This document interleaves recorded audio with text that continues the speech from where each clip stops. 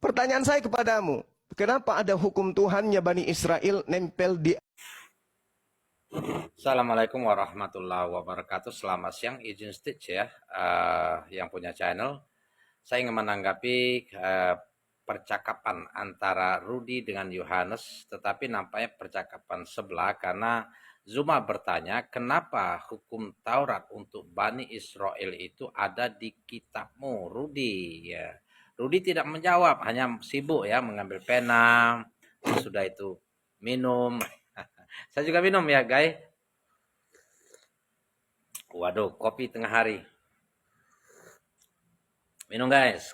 Ya, santai aja, santai. Kita berbeda pandangan, berbeda agama, ya, kepercayaan. Namun kita perlu tukar pikiran untuk mencari kebenaran. Ingatlah, hidup hanya sekali. Salah iman, salah memilih agama, kita akan menyesal di akhirat. Ya, kita menentukan. Jadi kita nggak perlu emosi ya bawaannya. Seperti Rudy dan Zuma ini sambil gelak sambil ketawa gitu. Ada apa, Rudy? Kenapa hukum Taurat itu ada di agamamu, agama Kristen? Lebih kurang gitu diperbincangkan. Namun Rudy nggak menjawab. Tunggu, saya ambil pena dulu. Karena pertanyaanmu banyak sekali, kata Rudy. Udah tuh dia minum. Dan pertanyaan cuma satu. Cuman itu. Hukum Taurat itu untuk Bani Israel. Rudy katanya. Jawab pertanyaan saya. Hukum Taurat itu untuk Bani Israel. Apakah kamu orang Israel? Nah, jadi gitu ya. Jadi isi videonya itu, saudaraku, sahabat sebangsa dan setanah air, bahwa Taurat diturunkan kepada Nabi Musa alaihissalam untuk menyeru kepada Allah, ya, menyembah kepada Allah. Apakah Nabi Musa alaihissalam itu seorang Muslim? Apakah dia sholat? Apakah dia beriman kepada Allah? Itu, ya. Innani anallahu la ilaha illa anna fa'budni. Akulah Allah, Tuhanmu. Tiada Tuhan selain aku. Sembahlah aku.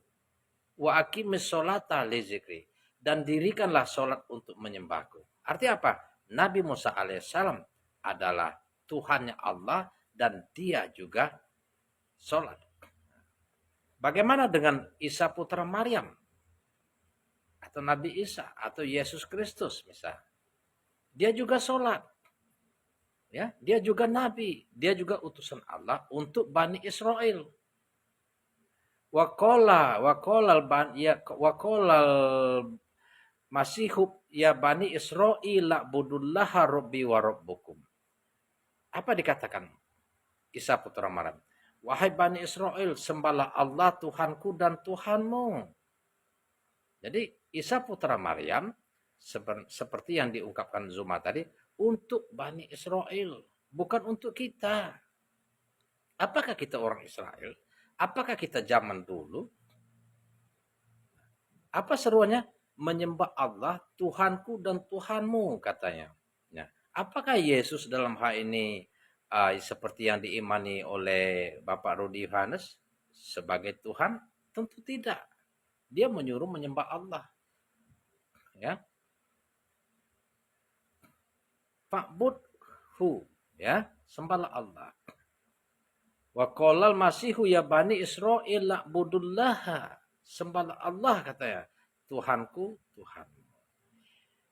Innahu mayusrik billahi faqad haramallahu alaihil jannah. Barang siapa menyembah selain Allah, nah ingat, ini perlu kita ingat agar kita tidak salah memilih iman. Jadi perlu kita belajar, bukan kita hanya mendengar, percaya, imani, itu sudah diragukan gitu kan. Terlepas kita tidak bisa memaksakan ya.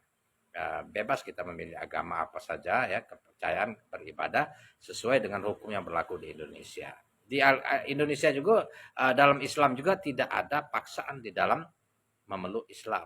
La ikraha fiddin, ya. Nah, diharamkan kata Allah, innahu mayusrik billahi faqad haramallahu alaihil jannah. Haram surga bagi orang yang menyembah selain Allah. Nah, kita, apa yang kita sembah? Itu kita sendiri menjawab. Wa ma'wahun nar, dan tempatnya di neraka. ya. Jadi gitu saudaraku ya.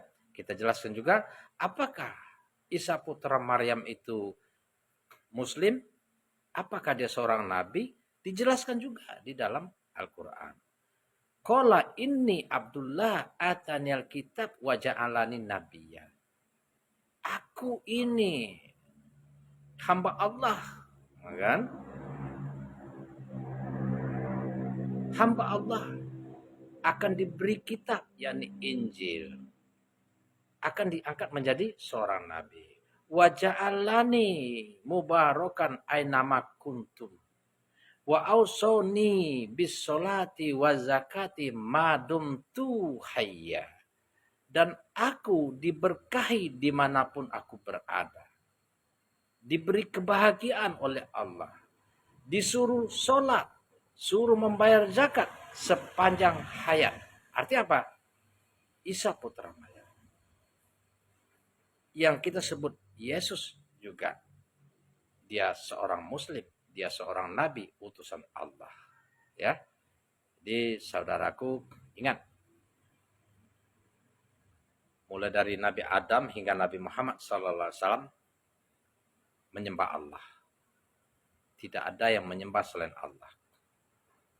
Dan setelah Nabi Isa alaihissalam berakhir untuk Bani Israel, itu ajaran Nabi Isa alaihissalam, Nabi Musa dan lalu itu tidak berlaku lagi. Yang berlaku ajaran Nabi Muhammad sallallahu alaihi wasallam.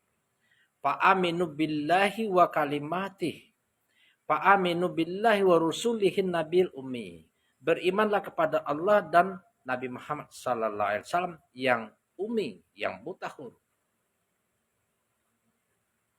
Allazi yu'minu.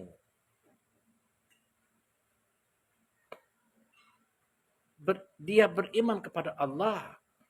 Jadi Nabi Muhammad tadi beriman kepada Allah. Wa kalimati. Dan beriman kepada kitab-kitab atau ayat-ayat yang diturunkan oleh Allah Subhanahu wa taala.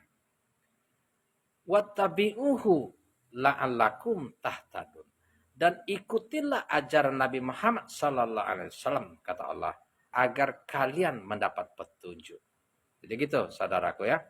Maaf kalau terbata-bata karena kita sambil belajar tetapi ingin kita membantu antar sesama agar kita selamat dunia dan akhirat dan terhindar dari azab Allah, yakni terhindar dari neraka yang kekal di dalamnya. Insya Allah. Assalamualaikum warahmatullahi wabarakatuh. Selamat siang.